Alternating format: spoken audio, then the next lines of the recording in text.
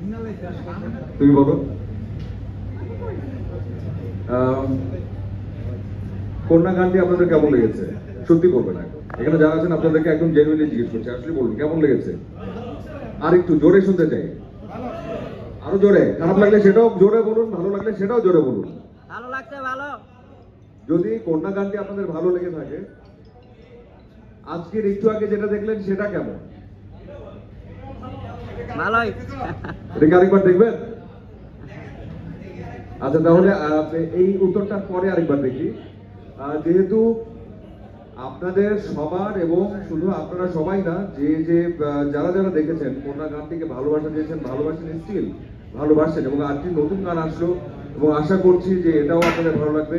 এখানে যারা আছেন ভালো লাগছে, আমাদের ভালো লাগছে। এটা বিশ্বাসের একটা জায়গা তৈরি হয়ে যায়, প্রত্যাশার জায়গা তৈরি হয়ে যায় যে কাজটি আমাদের দুজনের আসছে G3, এবং সেখানে আমরা শুধু দুজন আছি সেটা না, একজন নির্মাতা, একজন লেখক, এবং যিনি কিনা আসলে এই গল্পটিকে ভীষণভাবে ধারণ করেন তিনি, সেই সাথে যে সকল আর্টিস্ট বাকিরা কাজ করেছেন, তানিয়া বা নাদের ভাই থেকে শুরু করে মেধাবী অনেক আর্টিস্ট এখানে আছেন। আমাদের সকলের প্রত্যাশা যে এই গল্পটি আপনাদের ভালো লাগবে, দর্শকদের ভালো লাগবে, এবং আপনারা একবার দেখে আসবেন না, আপনারা আপনাদের পরিবারের